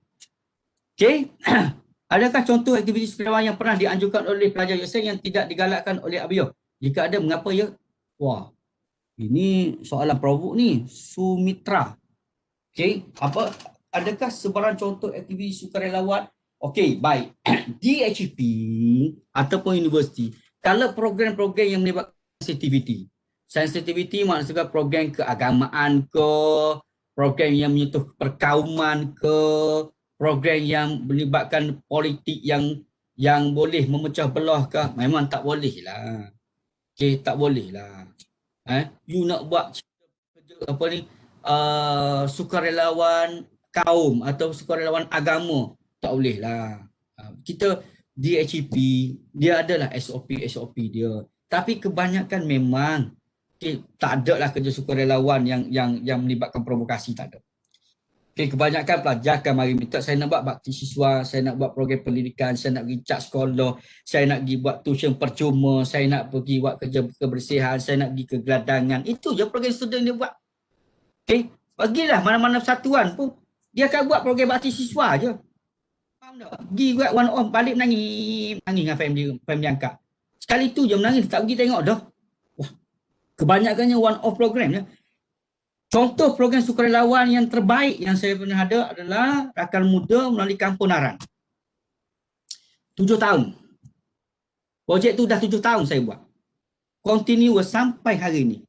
7 tahun makna kata berapa? 7 YDP lah. Okay. Maksud arwah Cik Piah. Arwah Cik Piah, saya dengan timbalan pendaftar saya angkat najis tau. Dengan masa tu Tuan Haji Ibrahim. Dia menangis tepi tingkat. Yo, buat kerja ni yo. Ya, boh. Ya, saya minta izin dengan bos tiap minggu nak keluar. Ni lah. Sebelah USM je kita pergi. Tu kos sukarelawan saya buat. Okay, kita bagi katil, kita bagi tilang. Anak ada dua-dua OKU. Satu lelaki OKU paralyzed, tak boleh bangun, tak boleh duduk. Berok kencing atas katil. Satu lagi perempuan, sindrom, lulus bendul. Okay, bekas anak bekas staff USM. Mak pula sakit macam-macam arwah ni. Kami jaga dia 4 tahun dia. Oi, ulang alik rumah dia seminggu sekali pergi basuh cuci tai. Tapi tak nak cerita lah. Yang tahu cerita saya ni lah timbalan pendaftar saya, Tuan Haji Ibrahim, Anwar bin Ibrahim. Dia. Okay, dia tahu. Cik Useng tahu kerja-kerja ni. Jadi buat oleh pelajar ni.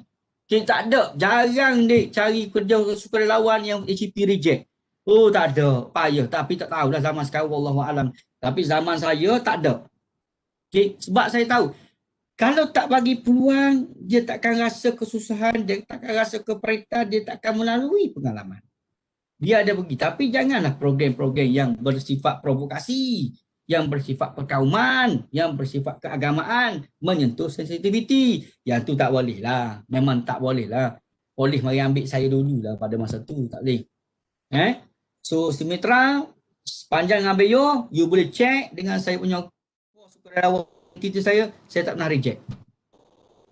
Kalau saya panggil pun, adjust sikit. Tapi saya tak akan reject, kita kerja je. Okay. Dia buat salah. Biasa. Proses pelajar buat salah ni biasa. Okay, tapi jangan biasakan yang biasa tu maksudnya. Tapi kalau dia mari sekali dia buat silap, itu bukan. Tak payahlah nak maki-maki, lempar kertas kerja dia lah. Lempar maki lah. Saya maki satu-satuan je, saya maki. Hak je yang saya boleh maki. Sebab itu bahasa ibunda saya, budak-budak hak memang kena maki yang saya. Tapi persatuan lain saya payah. So you boleh tengoklah contoh. Okay. Dia kata pukul 3 pagi, saya bangun. Okay. Pelajar banyak habiskan masa dengan saya di kedai kopi berbanding dengan pejabat. Sebab saya tahu nak minta tantangan surat dia pun, dia hanya ada kuliah 8-45. Kena budak farmasi, kena budak HBP. Dia memang duduk dalam lab, dia memang duduk dalam studio. Bila masa dia nak mari minta, YDP suruh mari hantar surat minta tantangan pegawai. Dia masuk kuliah pagi pukul 5. Kita nak balik dah. So akhirnya mesej, biar boleh dah, okay, jumpa saya malam ni 8 malam atau 9 malam, mana I beri je. Student, okay, dia ada 3 je. Bilik dia, I beri. Dia lepak situ, situlah kita duduk. Situlah saya lepak, situlah tempat saya bekerja. Mari minta tanda tangan surat, esok mai cop lah. Ataupun saya pergi cop siap-siap dekat Kak Yani, saya sign lah surat. Check, okey, betul kan? Betul lah. Malam pun tak ada masalah. Tak ada masalah. Gaji saya tak terjejah. Okey je. Betul tak? Saya tahu, saya duduk ponting makan 1 jam sehari. Saya duduk ponting pergi situ, pergi sini, baiki telefon. Malam, malam saya ni lah. Saya bekerja lah. Saya ganti balik lah hour saya. Apa dah? Gitu je lah, tak payah kira. Okay. Wow, hebat web. Nah, ni apa ni? Sisa bangun pagi register. Ya, gua nak Pernah sembang dengan Nazurah pasal-pasal masa betul masa semua dia lebih dahsyat sebab pergi ke Gaza. Oh, alhamdulillah. Okay. Mana kata cerita saya tak menipu lah. Alright. Gaza dan ke Jerusalem. Tan Sri Nordin Gardi.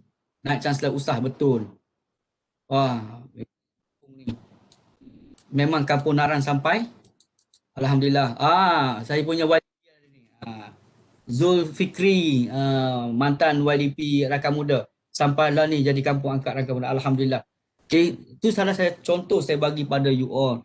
Yang orang tak buat pun. Dia orang buat ulang alik, buat pendidikan, buat tuition. Saya cerita pada you all, anak kampung Naran daripada dia tingkatan 4 sampai masuk USM, belajar di USM, akhirnya jadi ahli Rakan Muda. Because apa? Dia minat. Itu cara kita untuk ni. Itu PUCS setiap minggu pergi ke kampung, Penang undergraduate society apa ni? Tu community Cina. Sebab tu bila saya naik, saya adakan SSI, Sekretariat Sukarelawan India. Budak SSI, kalau rasa you hebat sangat, you tanya dulu siapa yang create persatuan tu. Okay? Sebab apa? Saya nak ada. Saya bagi tahu budak India very simple je. Pelajar Cina dia ada komuniti dia. Pelajar Melayu dia, you apa dia? PKI, satu budak India satu je. Duk bergaduh, gedebang. Sekarang ni fokuskan kepada komuniti India. Tapi bila adanya bencana, kami join lah ramai. Okay, kita pernah pergi di Kulim kalau ingat. Masa ribut di sekolah sekolah kebahasaan Tamil. Kami pergi bantu. Banyak sebenarnya kalau you nak buat program komuniti yang you boleh join venture dengan jabatan-jabatan dalam USA. Jabatan Pembangunan, PTPM, library, okay, pejabat-pejabat kecil yang lain, jabatan-jabatan lain selain daripada HDC ataupun HEPA. Okay, HEPA memang kita punya father lah, godfather lah. Tapi kita boleh collaborate dengan jabatan lain. Sebab apa saya kata gitu? Saya dengan tim bangunan. Staff dia saya bawa pergi ke kampung asli. Saya kata ajar student saya macam mana nak bantu swimming. Ajar student saya macam mana nak ikat bata. Ajar student saya macam mana nak boring air. Masa kita buat kampung asli, ASEAN Summer Camp. The guide, okay, pelajar ni ambil batu swimming berapa banyak ni. Kepakaran tu mari daripada jabatan bangunan. Faham tak? Dia ada tim elektrik, dia ada tim ni macam-macam. Okay. Anak kampung Naran tu Zuhaira dah jadi mantan naib presiden 3 SRM dah. Satu batch. Nak tengok? Alhamdulillah. Okay, ini salah satu bukti nyata. Okay, kita bukan sembang sajalah. Maknanya kita tunjukkan bahawa kita buat kerja. Dik, buatlah apa yang kau nak buat. Asalkan kau minat. Baik. Ada lagi? Lagi setengah jam. Saya pun nak habiskan. Kalau tak ada soalan, saya nak pergi kepada apa trust untuk menjadi seorang sukarelawan? Apa trust dia? Mesti ada trust. Yang pertama sekali, dia mesti bertanggungjawab. Nak jadi volunteer mesti ada tanggungjawab. Okay, kena bertanggungjawab. Mesti ada kepercayaan. Percaya dan mempercayai antara satu sama lain dengan rakan-rakan kita. Amat-amat penting. Okay. Lepas tu semangat. Bersemangat. Yang ketiga adalah berkumpulan. Mana-mana kalau kita bergroup, kita mesti ada leader, kita mesti ada follower. Okay, menjadi pemimpin dan dipimpin. Okay, konsep memimpin, dua konsep je. Memimpin dan dipimpin.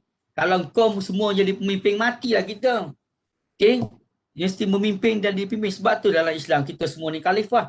Nak tak nak, you kata, saya tak erti untuk memimpin. Siapa kata mu tak erti memimpin? Akhirnya mu akan jadi pemimpin sebab mu khalifah. Setidak-tidaknya kita memimpin adik kita, kita memimpin suami isteri kita, memimpin anak-anak kita. Yes, kita pemimpin. Keputusan pada kita, solution ada pada kita. Leadership, boh. Okay, bukan main-main. Baik. Okay. So, nak jadi sukarelawan biasalah pada saya. Itu sesuai lah dalam konsep sukarelawan juga. Di sebalik kesulitan tu mesti ada apa dia? Kemudahan. Okay, ada jalan dia. Okay. Sebab tu dalam pepatah orang kita tidak ada simpu yang tidak dapat diuraikan, tidak ada lajak yang tidak dapat diundurkan. Okay, setiap ada masalah tu mesti ada jalan penyelesaian dia. Kalau hidup berlalu kiambang, mula bertahu balik. Tu masalah mesti ada solution. Mesti ada jalan penyelesaian. Tak usah menipu lah. Okay. Kecuali kita meletakkan ego kita yang di atas, maka saya tak nak kata apa tu. Itu pada saya individu lah. Sifat individu lah. Okay. Kalau kita ketua, kalau tak ego, susah lah. Kalau kita follower, kita pun ego tak nak kata ketua kita pun, susah jugalah. Sebab tidak ada lajak yang tidak dapat diundurkan, tidak ada simpu yang tidak dapat diuraikan. Setiap permasalahan mesti ada solution. Mesti ada jalan penyelesaian dia. Okay. Nak tak nak kita kena bersembang, kena bercakap. Banyak benda ni adalah negotiation lah. Okay. Pada saya, networking paling penting adalah bagaimana kita menggunakan kuasa budi bicara kita dalam kita menentukan sesuatu hal tu. Okay. Sebab tu orang kata, di mana ada jalan, di situ ada kemahuan. Okay. Belajar dan terus belajar. Jangan duduk risau ni. Faham tak? Okay. Faham? Okay. Ada soalan lain? Farhana? Berapa minit lagi kita ada? Okay, ada soalan lain ke daripada peserta? Bolehkah saya ulas begitu? Ya? Bolehkah saya ulas begitu? Bolehkah menjawab ke soalan-soalan tu? Oh, luar biasa. Menepati ke apa ni kehendak? InsyaAllah. Sebenarnya bila Ya. kita dengar pengalaman. UTM pun ada juga lah. Mak, terima kasih sahabat saya di UTM. Malah malu. UTM ada UTM pun ada, Unimap ada. Kawan-kawan saya ni. Aduh, terima segannya. kasih kan kepada rakan-rakan pegawai daripada universiti lain yang sudi join e-training. Siapa lagi ada untuk tahu ni? Tuan apa ni? Puan D ada, Puan D USAS. Ya? Rasanya USAS pun ada masuk ni. Okey, nanti kita dalam borang tu kita ada juga Abeyo. Kita ada maklumkanlah sekiranya daripada luar boleh bantu register, at least kita kena kenalan lah siapa yang join training kita pagi ni kan. Kita memang mengalu-alukan rakan-rakan daripada luar universiti lain untuk job. Ni Muhammad Iqbal daripada USM ke? Suhani Rizwan daripada mana? USM ke? Tak tahu. Kawan-kawan saya sekolah saya pun masuk juga. Aduh nah. Okey, subhanallah. Okey, ada soalan lain daripada peserta? Saya menjawab ke, menepati kehendak ke berkaitan tajuk bahasa Inggeris, okey, jawab bahasa Melayu. Itu biasa. Sebab okey, tak apa Abayu. Penting pengalaman. Kalau sama dengan orang lain okey ya. Mencapai maksud dan juga objektif. Ya. Okey, ada soalan. Sebelum saya nak rumuskan lah. Okey, boleh. Sudah menjawab terbaik. Terima kasih, alhamdulillah. Ada live Facebook ke ni? Tak ada Kita hanya record saja, kita tak ada live Facebook. Mujur. Edit malu semua. Saya malu. Penyegan. Alamak, Cik Lan pun ada juga. Alamak, bos. Sorry, bos. Bila dalam pengurusan bencana ada kesukaran tak menjalankan solat? Allahu Akbar. Ani Masyarah, terima kasih.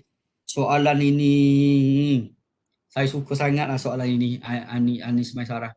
Bila dalam pengurusan bencana ada tak kesukaran untuk solat? Baik. Prinsip mudah yang saya pegang. Solat itu adalah wajib. Okay. Disuruh atau tak disuruh, kita kena buat. Pada nak atau tak nak, kita kena buat. Sebab dia jatuh pada wajib. Okay, Anis. Sebab tu dalam proses bencana, dalam pergi mana-mana misi bencana sekalipun, kalau kita boleh jamuk, kita akan jamuk. Kalau tak boleh jamuk, saya kata berhenti seketika, masing-masing solat. Jangan tunggu berjemaah. Jangan tunggu diurus. Jangan tunggu disuruh. Tak ada orang marah kalau you nak solat. Percayalah cakap saya. Tak ada orang maki mu. Habis saya nak pergi solat. Takkan saya nak maki mu. Jangan solat, jangan semayang. Tak boleh. Sudah dulu. Basuh dulu. Tak boleh. Tak ada orang akan halang untuk kita solat. Anis. Kita tak nak dengan diri kita. Saya belum solat lagi ni. Saya nak berhenti solat dulu. Boleh. Solat. Di mana kita nak solat? La ilaha illallah, mudah kat Islam tu. Okay, mudah kan? Dan tak ada masalah. Solatlah di mana-mana sekali. Asal janjikan you takkan menghadap ke Kaabah, sesat masalah. Tu kiblat kita. Di mana Kaabah, itulah kiblat kita. Mana nak solat, solatlah. Mu permudahkan, jangan kotorlah ni. Ya ilaha illallah, belajarlah. Tanya Puan Farhana macam mana dia belajar solat dalam perang. Okay? Macam mana askar kita, tentera kita berada di sempadan boleh solat dalam keadaan perang. Tak ada masalah. Jangan merumitkan benda yang kita kata wajib tadi, Allah. Boleh. Saya kata, Anis Masyarah, jangan risau. Kalau orang tu tak bagi you solat, you mati pada masa tu, tak ada masalah. Pahala pula rasanya boleh. Dia kena kita nak halang orang nak solat, tak boleh. Okay, buatlah, tak ada masalah. Sebab tu kalau tengok dalam solat, awak tanya ni, orang operation. Tanya doktor yang buat operation.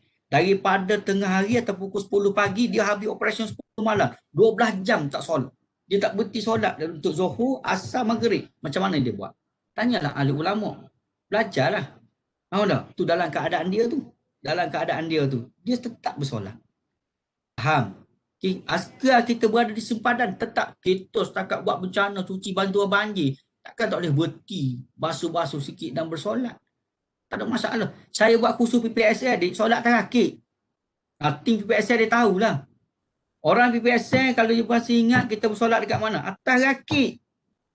Dah jatuh Zuhur, Asar. Kita belum nak masuk Maghrib. Tak dan Zuhur, tak dan Asar. Kita kata jom kita jamu atas rakit. Berhenti tepi tebing. Dalam keadaan basuh, lapik, solat. Tak ada masalah. Ambil wuduk, solat, tak ada masalah. Okay? Tak ada masalah. Macam-macam. Nak tayamum. Tak ada masalah. Jangan jadikan alasan tak solat, tak boleh belajar, kita tak boleh makan. Subhanallah, benda-benda wajib tu kita tahu tu. Buatlah. Sangat berminat dalam aktiviti sukarelawan tapi dah habis belajar. Bagaimana nak kita aktif lagi dah? Okey, good. Basi, tak ada masalah. You saya tahu. Untuk makluman semua, dalam masa musim PKP, Basi dengan tim dia lah yang banyak memberi makan kepada pelajar. Basi ni Lieutenant muda, Lieutenant muda Palapis Darat. Okay. Tim dia saya seronok. Macam mana Basi buat? Ditanya saya, Tuan, saya punya tim ada orang sedekah makan. Tuan ada tak benda tuan nak bagi? Saya ada Basi, you nak apa? Saya ada beras, ambil lah Basi, kau nak buat apa? Saya ada gula, ambil lah Basi, ambil lah kau nak apa pun. Ikan keli, saya kata Basi, saya ada ikan keli. Kita bincang dengan Dr. Khalidah. Dia pergi ambil ikan keli dengan Dr. Khalidah. Dia ambil ikan talapiang dengan Dr. Khalidah. Akhirnya dia masuk-masuk ramai-ramai bagi kepada pelajar-pelajar yang kena lockdown masa dekat RST pada masa tu. Kalau nak tengok insan yang sanggup dan volunteer semasa PKP, belajar dengan saudara Basi. Okey, saudara Basi. Okey, Universiti amat bersyukur boleh belajar. Untuk makluman Cik Lan, kalau ciri-ciri hebat yang nak dilahirkan, Basi adalah salah seorang yang boleh kita jadikan contoh. Panggillah beliau untuk dia sharing pengalaman dia semasa PKP baru ni, bagaimana dia membantu pelajar. Okay. Dia boleh, tak ada masalah. Bagus kalau nak bawa Basi ni untuk diketengahkan dalam hebat punya agenda. Okay. Bagaimana dia membantu sukarelawan, frontliner dan juga pelajar semasa lockdown baru ni. Bukan sehari, dia buat kerja tu 2 bulan lebih. Saya ingat dia memasak setiap hari pada bulan puasa, pada bulan tak puasa, dan dalam tim dia ada pelbagai kaum. Dan bestnya setiap hari dia akan buat menu yang berbeza-beza. Dia ada pelajar volunteer daripada Indonesia. Orang Indonesia tu ajar dia cara masak Indonesia. Dia ajar cara masak Chinese punya, food Indian punya, Arab punya makanan. Saya hari-hari boleh makan makanan Basi sebab saya jaga warung Basi hantar kat saya setiap hari tanpa miss. Terima kasih Basi.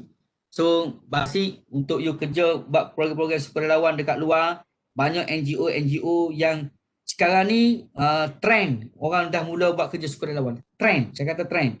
Okay, team rider, team motosikal, team kereta, mana-mana team community dah mula buat program. Semasa PKP pun ni banyak guru yang mula buat program-program kesukarelawan untuk bantu frontliner. So kita boleh join mana-mana sahaja.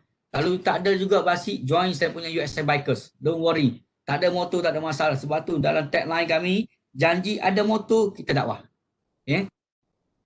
Salam Abiyuh, ada soalan? Bagaimana nak libatkan diri daftar pelajar sekolah di peringkat kebangsaan dan antarabangsa? Allah. Okey, untuk di antarabangsa, peringkat antarabangsa, kalau di Jepun baru ni dia ada satu kapal yang dia kumpulkan volunteer dalam dunia. Oh, best. Okey, nanti tanya Tuan Salman, Nurul Farhana ni? Farhana. Soalan ni Farhana ke? Oh, Farhana, boleh rujuk dengan Salman saya ingat kalau kita nak. Ada pelajar bertanya. Ya. Oh, boleh rujuk dengan Tuan Salman. Dia ada maklumat semasa di Jepun baru ni. Kita ada networking dengan salah satu NGO di Jepun. Dia kumpulkan sukarelawan antarabangsa yang minat dalam satu kapal berlayar dalam Star Cruise. Okay, dalam tu dia akan ada modul-modul dia. Salah satunya modul bahasa, modul pengurusan bencana. Dia pergilah mana-mana negara yang terlibat. Tsunami saya ingat semua negara dia pergi naik kapal tu. Okay, kita boleh register dengan dia untuk volunteer antarabangsa. Okay, sukarelawan antarabangsa.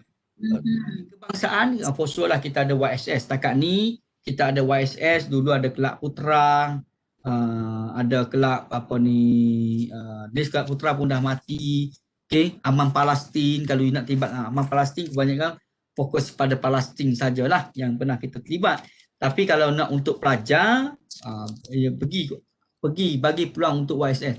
Sebab tu masa saya jaga YSS, saya jaga sukarelawan, siapa yang mari interview saya hantar semua. Sebab yang memilih bukan USM, yang memilih adalah komuniti daripada jawatankuasa YSS. So tak ada masalah. Kalau you all not pun, saya punya YSS tu, timbalan CEO dia tu bekas saya latih masa jadi MPP dekat UTM, Saudara Wan Hazman. Okay. CEO dia sekarang ni Muhammad Farhan tu pun bekas saya latih masa di UKM. Jadi saya kenal lah. Saya kenal. Okay, saya kenal. Jadi insyaAllah. Oh, terima kasih Cik Lan untuk agenda hebat. Ya. Okay, untuk makluman semua, HDC sekarang ni tengah memperkasakan agenda hebat. So ambillah peluang pada pelajar. Ambillah peluang pelajar-pelajar dekati HEP. Kau nak bergaduh dengan siapa dalam USM ni? Dalam USM ni kau tak akan bergaduh dengan jabatan lain selain pada HEP. Itu sahaja tempat kau. Kau sakit hati ke dengan HEP, kau nak cari makan pun dekat HEP. Kau sakit, kau cari HEP. Okay? Kau nak kutuk pun HEP. Itulah. Dia satu family. HEP dengan pelajar ni berpisah tiada. Standard tu. Okay, sebab tu saya kadang-kadang kalau bergaduh dengan student, saya tak pernah report lah. Okay, sebab saya faham. Dia takkan kau nak bergaduh dengan JK. Takkan kau nak bergaduh dengan library. Pembangunan tak ada. Kau mesti cari HEP je. Salah ke, baik ke, buruk ke, betul ke, tak betul HEP je. Tu je student ni. Okay. Baik. Baik. Saya ada 5 minit lagi Farah Ya, boleh Abiyuh. Okay. Kalau ada soalan terakhir saya boleh sebelum saya nak rumuskan.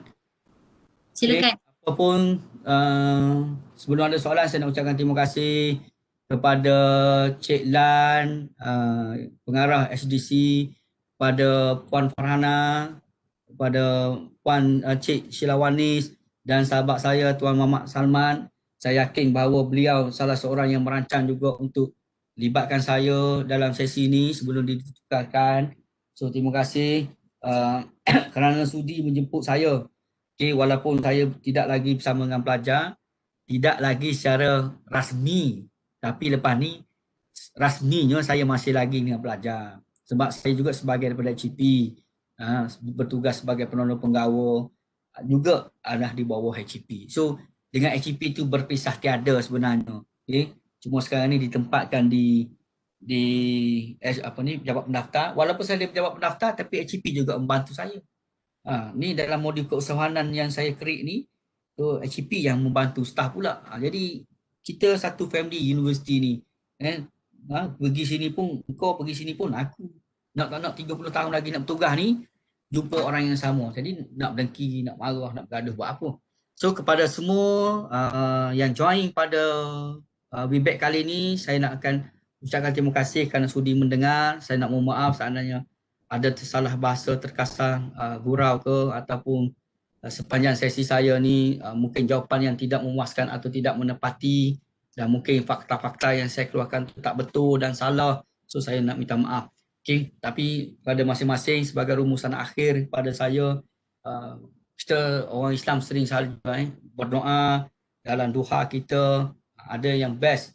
Ingat, tu saya pegang sampai hari ni kan. Tuhan kata apa? Jika kita doa apa dalam duha kita, jika rezeki masih di langit, turunkanlah. Jika di bumi, keluarkanlah. Jika sukar, permudahkanlah. Jika haram, sucikanlah. Jika jauh, dekatkanlah.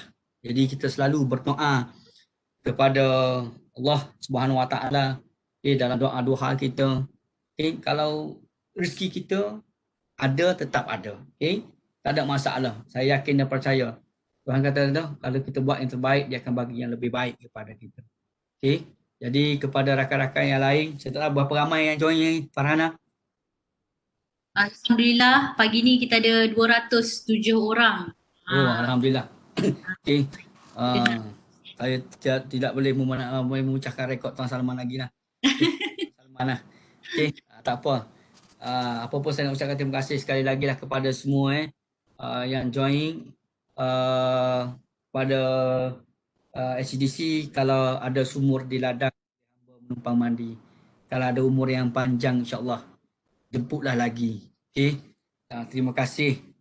Batang selasih, bijinya selasih, daunnya selasih, buahnya pun selasih.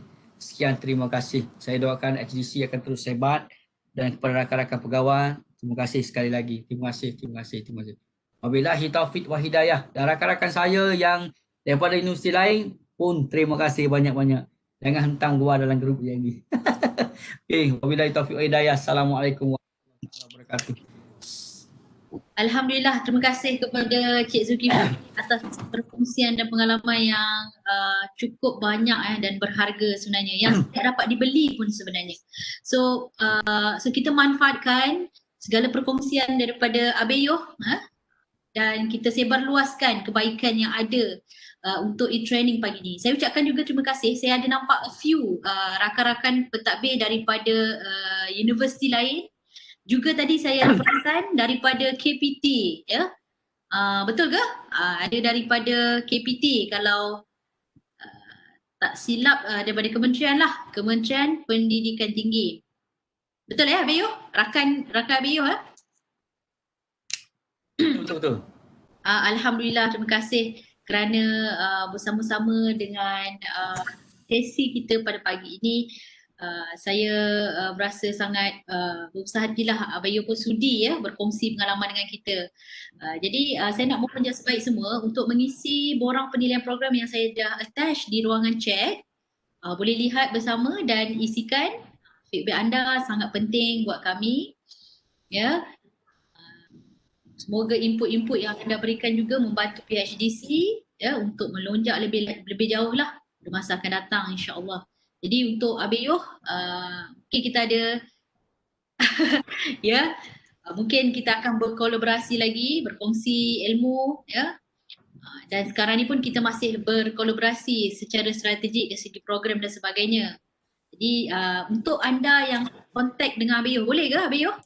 Boleh. Boleh. Macam mana nak kontak? Saya mudah boleh WhatsApp kat saya ataupun boleh follow saya punya Facebook.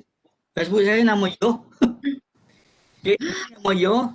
IG Abeyoh 771. Telefon 019 5444 002.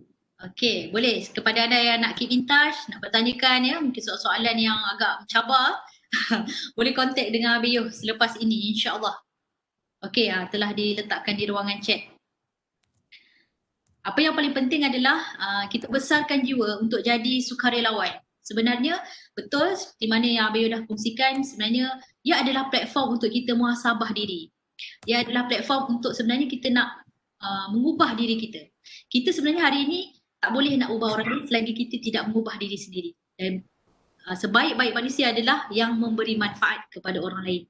Jadi kita kena jadi sebaik-baik insan lah sebab kita ini juga semuanya memegang amanah untuk memakmurkan bumi ini. InsyaAllah, terima kasih sekali lagi ucapkan kepada Abeyoh, kepada pengarah juga Cik Azlan yang sudi join bersama sepanjang training. Kepada semua peserta, insyaAllah esok kita ada e-training lagi berkenaan dengan design thinking. So ajak rakan-rakan yang lain untuk sertai. Boleh semua? Alright, okay. Terima kasih untuk semua. Assalamualaikum warahmatullahi wabarakatuh. Oh, sebelum tu anda boleh dapatkan recording ya di YouTube HDC ataupun di Facebook HDC. Hebat Development Center. Jangan lupa like dan share. Okay? Assalamualaikum warahmatullahi wabarakatuh.